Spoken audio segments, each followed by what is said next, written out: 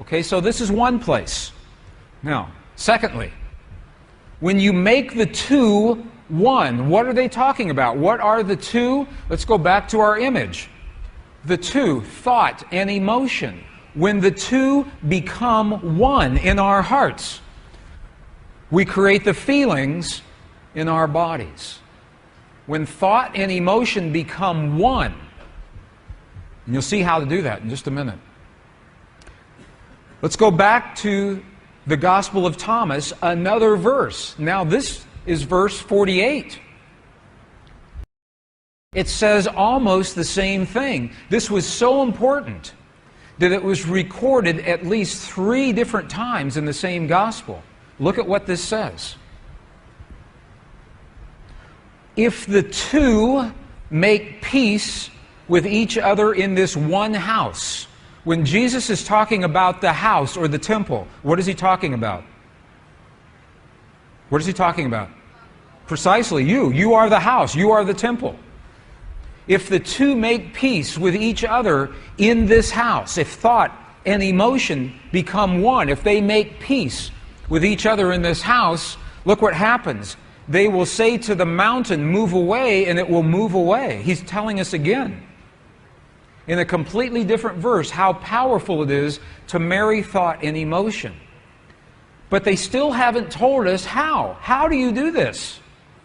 That's the next piece. In the early Christian Bible, your Bible today, there is a passage. How many have heard, ask and ye shall receive? Have you heard that before?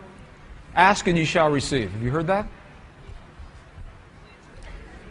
I know people that ask and ask and ask and nothing happens. Because the asking is not done with the voice.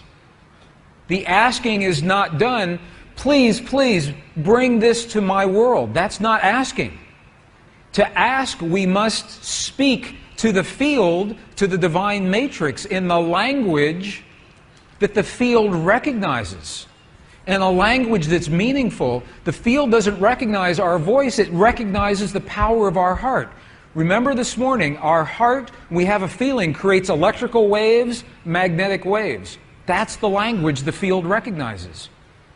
So when you create the feeling in your heart as if your prayer is already answered, that creates the electrical and the magnetic waves that bring that answer to you.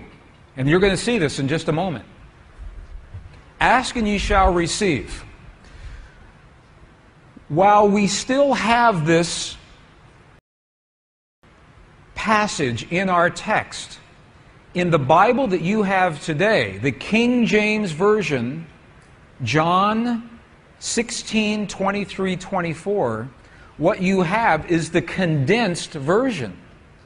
You have the edited version. The edited version looks like this. This is the edited version. Whatsoever ye ask the Father in my name, he will give it to you. Hitherto have ye asked nothing in my name. Okay?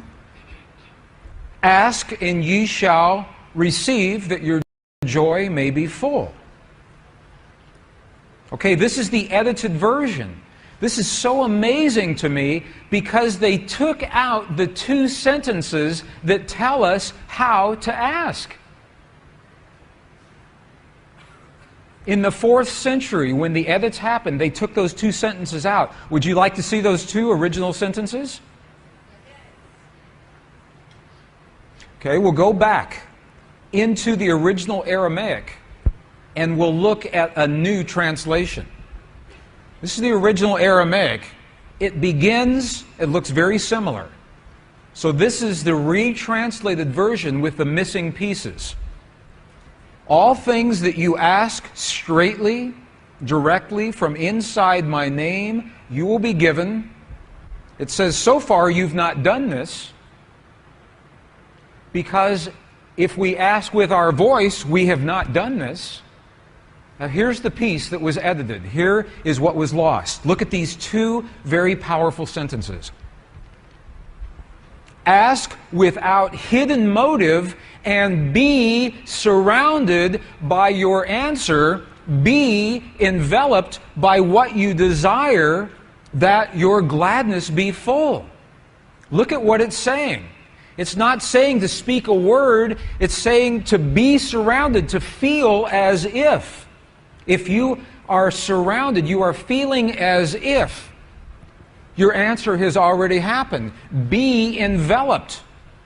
If you want the perfect relationship in your life, if you want the healing in the body of your loved ones, feel the feeling of what it is like as if that has already happened. Be enveloped by what you desire, because that is when your thought and your emotion become one. You think the thought of the healing in your loved ones, and you feel the love of that thought. They become one, and that is the language that this field recognizes. Does that make sense? Are you okay with that? You're going to see an example of this, another example here in just a moment. Ask without hidden motive. What does that mean? Hidden motive.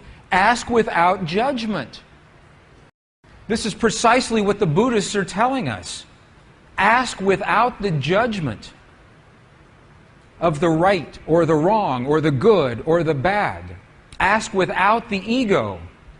Ask from the heart. Is this meaningful to you? Is this helpful at all?